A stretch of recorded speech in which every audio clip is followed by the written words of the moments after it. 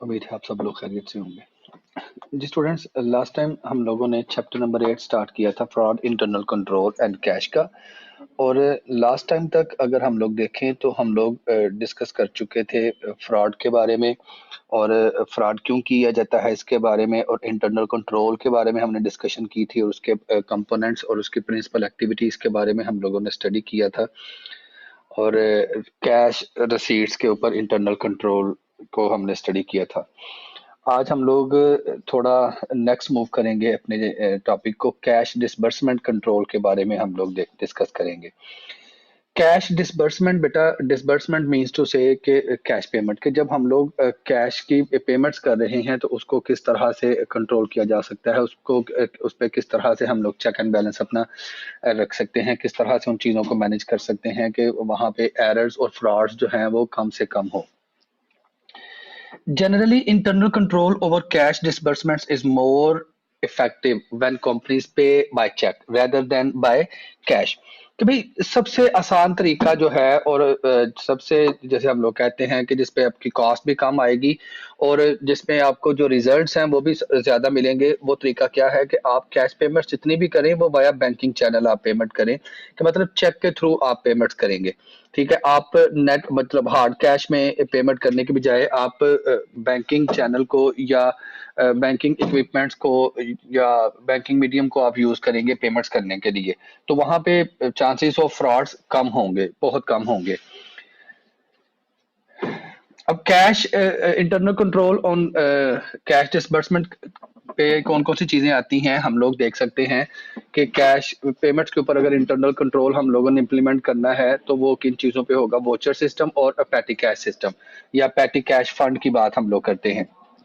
ये दो बेटा कैश पेमेंट्स के लिए हमारे पास दो सिस्टम्स हैं कि वोचर सिस्टम हम लोग अडॉप्ट करें या पैटी कैश फंड या पैटी कैश सिस्टम को हम लोग अडॉप्ट करते हैं। ये आगे जाके देखते हैं कि क्या होते हैं।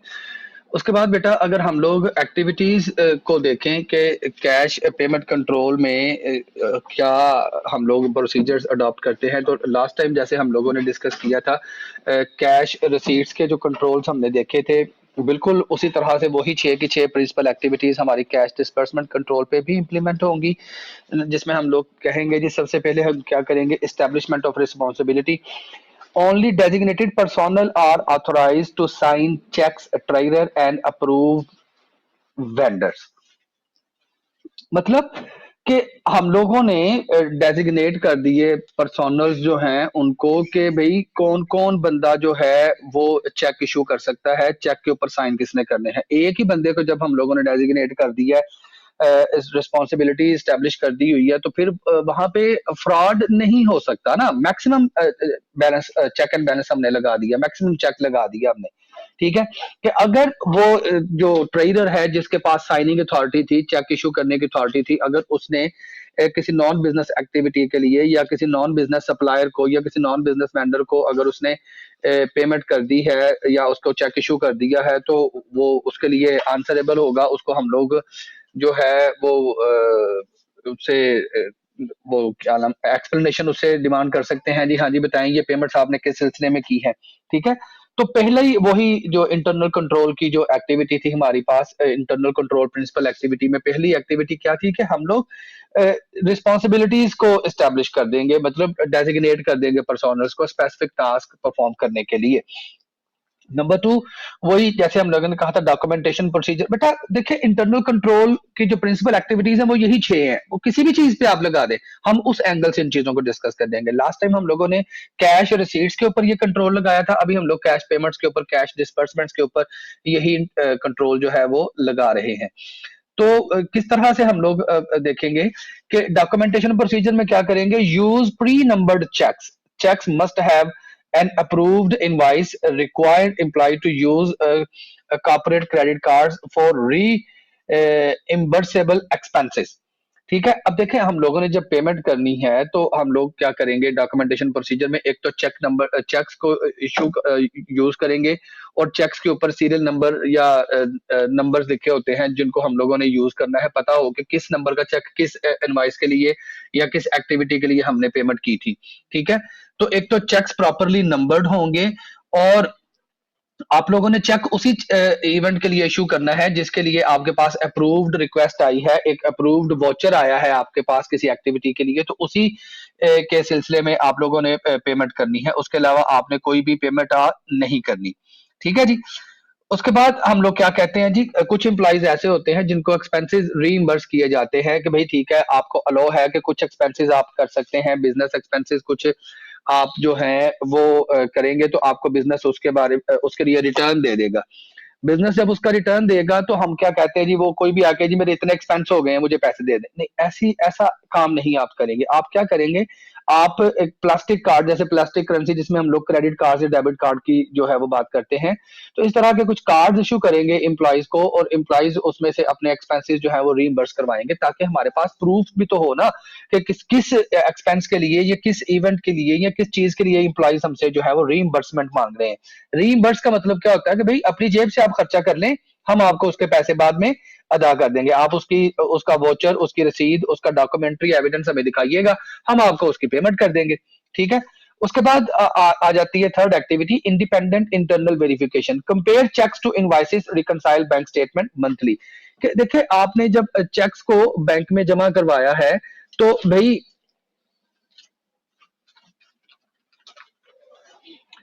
तो आपने उनकी अपने पास एक लिस्ट बनाई हुई है जी, ये फला फला चेक फला फला दिन इतनी इतनी अमाउंट्स के लिए चेक हम लोगों ने बैंक में जमा करवाए हैं, उनकी एक पूरी की पूरी लिस्ट आपके पास होनी चाहिए। और आपके पास हमने देखें जहां पे हमने सेग्रीगेशन ऑफ ड्यूटीज कहा था कि एक बंदा कैश रिसीव करता है, एक बंदा कैश को रिकॉर्ड करता है, एक बंदा कैश को बैंक में डिपॉजिट करवाता है। अब ये इंडिपेंडेंट इंटरनल वेरिफिकेशन में हम लोग पेमेंट्स भी तो कर रहे हैं ना, तो अब जब पेमेंट्स कर रहे हैं बेटा, तो फिर इंटरनल वेरिफिकेशन किस तरह से हो सकती है कि हम लोगों ने रिकॉर्ड्स के साथ वो जो बैंक का बैलेंस है उसको मैच करना है कि रिकॉर्ड्स क्या बैलेंस शो करते हैं और बैंक में क्या बैलेंस शो किया जा रहा है, और जो चेक्स इशू किए जा रहे हैं वो कब कब और कितनी कितनी अमाउंट्स के लिए इशू किए हैं। मतलब इस तरीके से हम लोग वेरीफाई कर सकते हैं और बैंक रिकॉन्सिलेशन स्टेटमेंट्स जो है वो बना सकते हैं। रिकंसाइल बैंक स्टेटमेंट मतलब, रिकंसाइल का मतलब होता है मैच करना। क्या मैच करना, कि हमने जो अपने पास रिकॉर्ड मेंटेन किया हुआ है कैश का, बैंक ने भी तो कस्टमर्स का रिकॉर्ड मेंटेन किया होता है ना, तो बैंक के रिकॉर्ड के साथ बिजनेस के रिकॉर्ड को मैच करने को हम लोग रिकंसाइल का नाम देते हैं। ठीक है। सेग्रीगेशन ऑफ ड्यूटीज, कि हम लोग कैश डिसबर्समेंट्स को अगर कंट्रोल करना है तो ड्यूटीज को सेग्रीगेट कर देंगे। कैसे, different individuals approve and make payments, मतलब पेमेंट को अप्रूव करने के लिए अलग बंदा, कैश पे करने के लिए अलग बंदा, चेक को साइन करने के लिए अलग बंदा, उनको डिसबर्समेंट्स को रिकॉर्ड करने के लिए अलग बंदा। ठीक है। एक ही बंदा सारे काम नहीं करेगा कि मैंने खुद ही अप्रूव कर दिया, खुद ही चेक काट दिया, खुद ही साइन कर दिया, खुद ही पेमेंट को रिकॉर्ड कर लिया। जब एक ही बंदे के पास सारे का सारा कंट्रोल दे देंगे बेटा, तो वो तो फिर फ्रॉड करेगा ही। ठीक है। अगर चारे की रखवाली के लिए बकरी को ही बिठा देंगे तो वो तो खा जाएगी। ठीक है। तो इसलिए आप लोगों ने जब चेक एंड बैलेंस करना है तो मुख्तलिफ टास्क जो है, एक टास्क को मुख्तलिफ पर्सोनल्स में आप लोगों ने डिवाइड कर देना है, ताकि मैक्सिमम चेक्स जो है वो इम्प्लीमेंट किए जा सकें और फ्रॉड से बचा जा सके। Physical controls, store bank checks in safe, मतलब वो जो चेक बुक्स है उसको आप सेफ सेफ हैंड्स में, लॉकर्स वगैरह में रखेंगे, आप लॉक में रखेंगे विद लिमिटेड एक्सेस के। अगर वो चेक्स तक एक्सेस अगर देनी है तो सिर्फ वही पर्सन उस चेक बुक्स तक एक्सेस ले सकते हैं कि जो ऑथोराइज्ड हैं, जिनको चेक इशू करने की जिनके पास अथॉरिटी है, सिर्फ वही पर्सोनल्स जो है वो चेक बुक तक एक्सेस ले सकते हैं। ठीक है। Print cheque amounts by machine in in indelible ink, कि आप क्या करेंगे कि आप चेक्स को प्रिंट करेंगे। देखिए हम लोग बेटा जब चेक इशू करते हैं तो हम लोग क्या करते हैं कि चेक्स को बाय हैंड भी हम लोग फिल कर लेते हैं। ठीक है। लेकिन अच्छी ऑर्गेनाइजेशंस में अगर आप लोग जाएं तो वहां पे बेटा चेक्स जो है वो प्रिंटेड फॉर्म में फिल किए जाते हैं, और ऐसी इंक के साथ आपने फिल करने हैं कि वो इंक जो है वो मिट ना सके। ह्यूमन रिसोर्स कंट्रोल, वही जैसे हमने बात की थी कि bond personnel who handle cash, जो कैश को हैंडल पर्सोनल करते हैं उनको बॉन्ड करवा लें इंश्योरेंस कंपनी के साथ। Require employees to take vacations and conduct background checks. ठीक है जी। ये कुछ कैश डिसबर्समेंट के कंट्रोल्स थे हमारे पास। उसके बाद डिस्कशन क्वेश्चन आ गया जी, जोए ग्रिसवोल्ड company's internal control over cash disbursement provide for the trader to sign checks imprinted by check writing machine in an indelible ink after comparing the checks with approved invoice. Identify the internal control principle that are present in these controls. अब देखें, कहते हैं जी ये एक company है, वहां पे क्या किया जाता है कि जो कंट्रोल है कैश डिसबर्समेंट का वो ट्रेडर के पास है, कि ट्रेडर क्या करता है, चेक को साइन करता है और मशीन के साथ वो चेक प्रिंट हुए होते हैं, और मुकम्मल सेटिस्फेक्शन के बाद कि भाई ये जो चेक हमने इशू किया है इसके बैकएंड पे एक बिजनेस इवेंट था, वो प्रॉपर बिजनेस इवेंट था, तो उस बिजनेस इवेंट की सपोर्ट में हम लोग ये कुछ पेमेंट कर रहे हैं, और आपने आइडेंटिफाई करना है the internal control principles that are presented in these controls, कि ये जो डिफरेंट कंट्रोल्स यहाँ पे किए गए हैं, कि एक तो एक पर्सन अपॉइंट किया गया, ऑथोराइज किया गया चेक साइन करने के लिए, चेक मशीन के साथ प्रिंट किया गया, इंडेलिबल इंक यूज की गई, और प्रॉपर एविडेंस जो है, प्रॉपर इनवाइस के बदले में वो चेक इशू किया गया है। तो बताएं यहाँ पे कौन कौन सा जो इंटरनल कंट्रोल का जो प्रिंसिपल था वो यूज हुआ है, तो ये आप लोगों ने आंसर करना है इसका। बच्चे आप अपने पास स्क्रीनशॉट ले सकते हैं, अभी आपको जो क्लास पार्टिसिपेशन आपने सबमिट करवानी है उसी क्लास पार्टिसिपेशन की बेस के ऊपर आपकी अटेंडेंस भी मार्क की जाएगी ना, तो आपने इसका स्क्रीनशॉट ले लेना है, और इस क्वेश्चन का आंसर आप लोगों ने साथ साथ आपको बताता जाऊंगा, इसका आंसर आप लोगों ने क्लास पार्टिसिपेशन एक्टिविटी में सबमिट करना है, तो आपकी क्लास अटेंडेंस कंसीडर होगी इन टाइम। ठीक है जी। उसके बाद बेटा नेक्स्ट हम लोग मूव करते हैं, नेक्स्ट क्वेश्चन है हमारे पास, the use of pre numbered cheques in disbursing cash is an application of the principle of.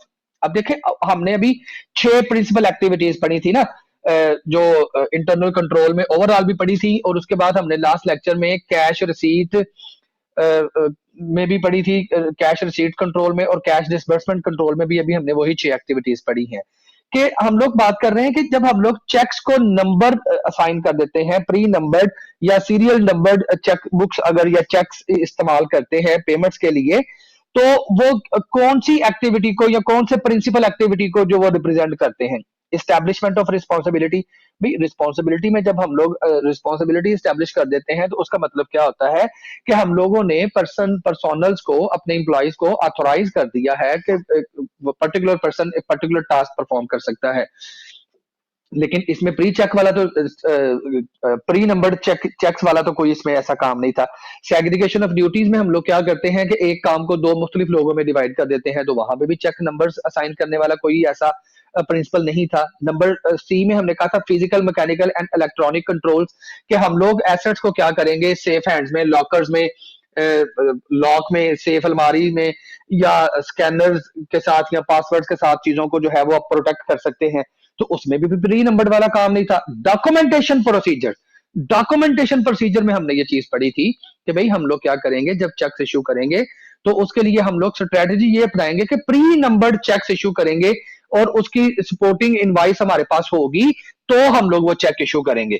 ठीक है, तो इसका आंसर क्या था इस क्वेश्चन का, कि भाई डॉक्यूमेंटेशन प्रोसीजर वाला प्रिंसिपल जो है वो यूज हो रहा है यहाँ पे। इसी तरह आपने बेटा वो जो मैंने आपको क्लास पार्टिसिपेशन के लिए काम दिया है, वहां पे भी आप लोगों को सारे प्रिंसिपल्स, जो 6 प्रिंसिपल्स है हमारे, अगर आपको वो 6 प्रिंसिपल्स की समझ है तो आपने वो बताना है कि उस क्वेश्चन में कौन कौन सा प्रिंसिपल जो है वो यूज किया जा रहा है। ठीक है जी।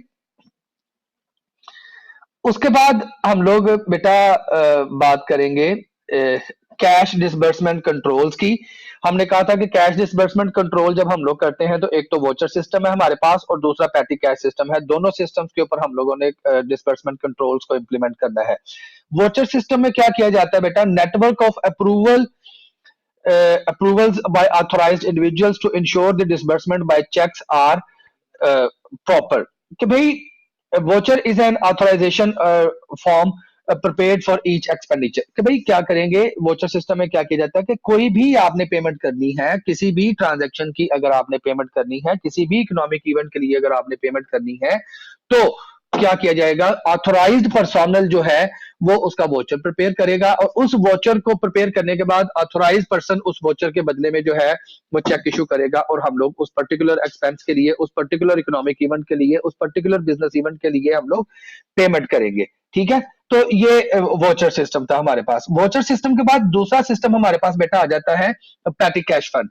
ठीक है, पैटी कैश फंड क्या है बेटा, पैटी कैश हम लोग ये जो बिजनेस में बेटा, ये जो एक बिल्कुल टीनी नेचर के बिल्कुल जो हम लोग कहते हैं मिसलीनियस नेचर के या छोटे छोटे एक्सपेंसेस होते हैं, उन लोगों उन एक्सपेंसेस को जब हम लोगों ने पेमेंट करनी होती है तो उसको रिकॉर्ड करने के लिए, उन पेमेंट्स को रिकॉर्ड करने के लिए हम लोग पैटी कैश फंड या पैटी कैश सिस्टम जो है उसको यूज करते हैं छोटी छोटी पेमेंट्स को मैनेज करने के लिए।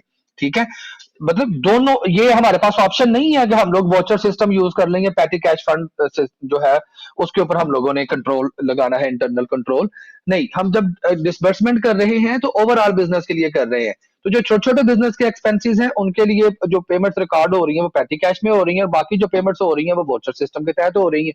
ठीक है जी।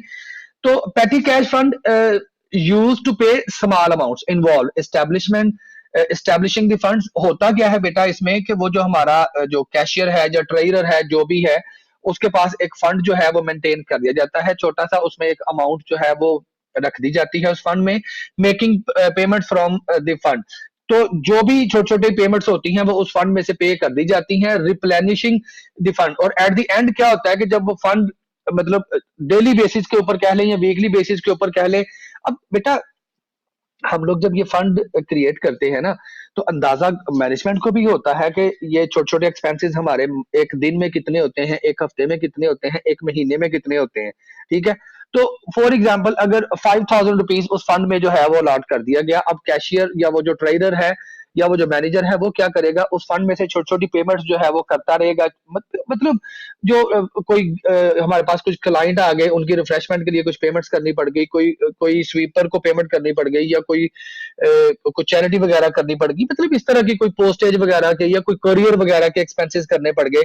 ये कोई छोटी सी रिपेयर करवाने के लिए इलेक्ट्रिशियन आया था, उसको थोड़े से पैसे देने पड़ गए, या कोई एक काम के लिए किसी ऑफिस बॉय को बाहर भेजा था, उसको जरा टीए डीए दे दिया कि जाओ यार ये पैसे दे दो, किराया लगा के ये काम करके आ जाओ। ये छोटी छोटी टीनी पेमेंट्स हैं जिनको रिकॉर्ड किया जाता है पैटी कैश में। ठीक है, तो मैं बता रहा था बेटा कि हम लोग क्या करते हैं कि एक फंड क्रिएट कर दिया जाता है, उस फंड में एक अमाउंट जो है वो हम लोग ट्रांसफर कर देते हैं, और उस अमाउंट में से, उस फंड में से हम लोग फिर अपनी छोटी छोटी पेमेंट्स को रिकॉर्ड करते जाते हैं, और जैसे ही वो फंड खत्म होता है दोबारा उतनी ही पेमेंट हमारे अकाउंट में दोबारा ट्रांसफर कर दी जाती है, उस फंड में दोबारा वो रकम भेज दी जाती है कि ठीक है दोबारा आप इसको जो है वो इस्तेमाल कर लें। ठीक है जी, तो इस सिस्टम को हम लोग पैटी कैश फंड कहते हैं। बिल्कुल इसी तरह से कि आपको अब्बा जी ने कहा कि भाई बेटा आपको 1,000 रुपया मिलेगा 5 दिन का, लेकिन अगर 5 दिन के अंदर फिर खत्म हो गया तो फिर आपको दोबारा फिर 1,000 ही मिलेगा नेक्स्ट 5 दिन के लिए। ठीक है, तो मतलब एक खास रकम एक खास अरसे के लिए, एक खास एक्सपेंसेस को मीट करने के लिए, जब जैसे ही खत्म होगा नई अमाउंट फिर दोबारा से आ जाएगी, आप एक्सपेंसेस करते जाएं और नई अमाउंट आपके पास आती जाएगी अपने एक्सपेंसेस को मीट करने के लिए। ठीक है, तो उसको हम लोग पैटी कैश का इस तरह से, पैटी कैश फंड जो है इस तरह से, कुछ जो मैंने आपको एग्जांपल्स दी हैं, जो कुछ समझाने की कोशिश की है, इस तरह से पैटी कैश बेटा काम करता है। उसके बाद हम लोग बेटा बात करेंगे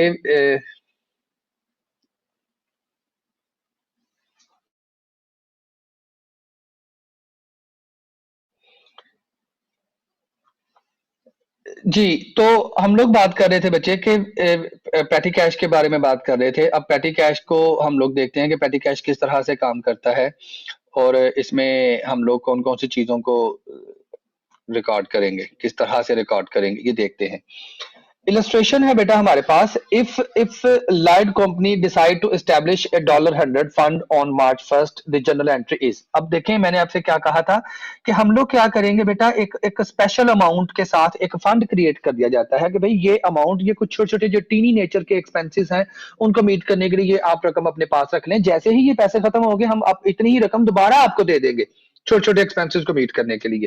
तो अब ये जो लाइट कंपनी है उसने $100 के साथ एक पैटी कैश फंड जो है उसको स्टैब्लिश किया है, और उसमें जब आप देखें, अब हम लोगों ने 100 जब पैटी कैश को ट्रांसफर किया तो पैटी, इसकी जनरल एंट्री क्या होगी, पैटी कैश को बेटा हम लोग डेबिट करेंगे क्योंकि वो फंड क्रिएट कर रहे हैं ना, एक नया से एक जो है वो एक अमाउंट रिजर्व कर रहे हैं, तो पैटी कैश को डेबिट करेंगे, और चूंकि उसमें हमने कैश ट्रांसफर किया है उस फंड में, कैश जब पे कर रहे हैं तो कैश तो क्रेडिट हो रहा है, तो कैश को कमी आएगी तो कैश को क्रेडिट कर देंगे, और पैटी कैश में चूंकि हम लोगों ने वो अमाउंट ट्रांसफर की है, एक फंड क्रिएट किया है, एक अमाउंट जो है वो रिजर्व रखी है कुछ एक्सपेंसेस को मीट करने के लिए, तो वो पैटी कैश को डेबिट करके कैश को क्या कर देंगे, क्रेडिट कर देंगे। ये आप पहली एंट्री अपने पास याद कर देंगे कि जब भी हम पैटी कैश फंड को क्रिएट करेंगे या पैटी कैश में कुछ अमाउंट ट्रांसफर करेंगे तो उसकी एंट्री यही होगी, पैटी कैश डेबिट और कैश अकाउंट क्रेडिट। ठीक है जी। अब नेक्स्ट एक इलस्ट्रेशन है हमारे पास, अज्यूम दैट। अब बेटा अब ये साथ साथ आप लोगों ने नोट करते जानी है, ये जो अभी मैंने पैटी कैश फंड को क्रिएट करने की एंट्री आपको बताई है ये भी आपने अपने पास साथ में नोट कर लेनी है। क्लास के एंड पे क्लास पार्टिसिपेशन में आप लोगों ने मुझे ये अपलोड करनी है चीजें लिखी हुई। Assume that on March 15 Lloyd's petty cash custodian request a check for $87। ठीक है। अब देखिए बेटा वो जो कस्टोडियन था पैटी कैश का, कस्टोडियन का मतलब क्या होता है कि वो जिस बंदे के पास पैटी कैश रखवाया हुआ था, वो चाहे आपका ट्रेजरर था, चाहे आपका मैनेजर था या कोई भी इंप्लॉय था, उसने आपसे कहा जी $87 का चेक दे दे। The fund contains $13 and petty cash receipts for postage. अब फंड में उसने कहा जी फंड जो मेरे पास आपने $100 का फंड रखा था उसमें सिर्फ $13 रह गए हैं, तो आप लोग क्या करें 87 का मुझे मजीद चेक जो है वो भिजवा दें। मतलब $87 की मैंने पेमेंट्स की है। किस लिए? पोस्टेज के लिए $44 की पेमेंट की है, फ्रेट आउट के लिए $38 की पेमेंट की है, या कुछ मिसलेनियस एक्सपेंसेस के लिए $5 की पेमेंट की है। The general entry to record the cheque is. अब इस चेक को रिकॉर्ड करने की एंट्री जो है वो क्या होगी? पोस्टेज एक्सपेंस हुआ 44 से वो डेबिट, फ्रेट आउट हुआ 38 से वो डेबिट, मिसलेनियस एक्सपेंस हुआ $5 से वो डेबिट। ये सारे एक्सपेंस डेबिट हो गए और पेमेंट की कैश की 87 के साथ हम लोगों ने कैश को क्या कर दिया? क्रेडिट कर दिया। ठीक है। $87 के जो कुछ एक्सपेंसेस थे उनकी हम लोगों ने पेमेंट्स की हैं और उन पेमेंट्स के लिए हम लोगों ने एंट्री रिकॉर्ड कर ली पैटी कैश के एक्सपेंसेस की। अब नेक्स्ट इलस्ट्रेशन में क्या कहते हैं जी, ओकेजनली कभी कभार क्या होता है, the company may need to recognise a cash shortage और ओवरेज। कई दफा ऐसा होता है कि हम लोगों ने बेटा एक्सपेंसेस जो है वो ज्यादा किए होते हैं और जो हमारे पास रिकॉर्डिंग है वो कम होती है, या रिकॉर्डिंग ज्यादा हो जाती है एक्सपेंसेस कम होते हैं, तो उसकी वजह से क्या होता है कि या कैश की शॉर्टेज हो जाती है या कैश ज्यादा हो जाता है। ठीक है। अब आपसे कहा जा रहा है जी, अज्यूम दैट लाइड्स पेटी cash custodian has only $12 in cash. अब देखें बेटा आप लोग जरा टोटल करिएगा कि देखें आपके पास $100 था, उसमें से 44 की आपने पोस्टेज पे कर दी, 38 का आपने फ्रेट आउट पे कर दिया और $5 के आपने मिसलेनियस एक्सपेंसेस को पे कर दिया, 43 एंड 44, ये तो 87 बनते हैं। टोटल आपका जो आपने पेमेंट की है एक्सपेंसेस के लिए वो $87 की पेमेंट की है और आपने चेक भी $87 का ही मंगवाया था। लेकिन यहां पे अगर आप देखते हैं तो आपके पास जो रिमेनिंग बैलेंस है वो सिर्फ $12 का बैलेंस पड़ा हुआ है, तो $1 वो किधर गया? 87 की अगर पेमेंट की है तो रिमेनिंग बैलेंस आपके पास $13 का होना चाहिए, लेकिन अगर आप बैलेंस देखते हो तो आपके पास ओनली $12 पड़े हुए हैं, तो $1 का डिफरेंस आ रहा है। उस डिफरेंस को हम लोग शॉर्टेज में या ओवरेज में रिकॉर्ड करेंगे। अगर हमारे पास शॉर्टेज हो रही है तो शॉर्टेज एंड ओवरेज डेबिट हो जाएगी, अगर एक्सेस आ रहा है तो शॉर्टेज एंड ओवरेज को क्या कर देंगे हम लोग? क्रेडिट कर देंगे। ठीक है। तो ये जो $1 का हमारे पास शॉर्टेज आ रही थी उसको भी रिकॉर्ड कर लिया और कैश $88 से हम लोगों ने क्रेडिट कर दिया कि ठीक है जी 88, चूंकि रिमेनिंग $12 रह गए थे हमारे पास, तो फिर अंडरस्टूड है कि जो पेमेंट्स हुई है वो $88 की पेमेंट करनी पड़ेगी, वो जो चेक मंगवाना पड़ेगा वो $88 का मंगवाना पड़ेगा। ठीक है। तो हम लोग ये पेमेंट फिर कर देंगे उसके लिए। Is it clear? इसी तरह से बेटा नेक्स्ट हमारे पास जो है हमारे पास कंट्रोल फीचर्स आ जाते हैं।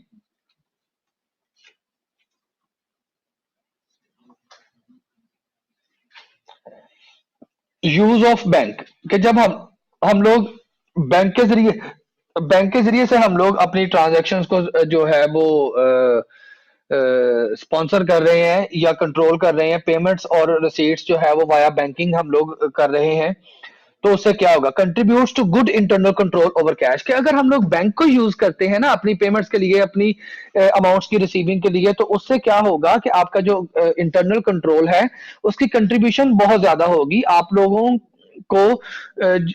के पास जो प्रिवेंशन ऑफ फ्रॉड्स है वो बहुत स्ट्रांग होगी। आप वो जो एम्प्लॉइज हैं वो फ्रॉड नहीं कर सकते, या कैश में एम्बेजलमेंट नहीं हो सकती, या कैश थेफ्ट नहीं हो सकता। जब आप बैंकिंग चैनल के थ्रू आप रिसीट्स एंड पेमेंट्स कर रहे हैं। Minimise the amount of currency on hand, एक तो पहला ये है कि आपको ज्यादा बैलेंस अपने पास नहीं रखना पड़ता और ये ज्यादा रिस्की भी नहीं होता। जितना बैलेंस आपकी जेब में ज्यादा रकम, बड़ी रकम जेब में लेके घूमेंगे या हर वक्त आपने ड्रॉर में रखी होगी, तो बेटा वो आपके लिए नुकसानदेह है ना। किसी भी वक्त वो चोरी डकैती वगैरह की वारदात हो सकती है, या किसी भी वक्त कोई इंप्लॉई ही चोरी कर सकता है उसको।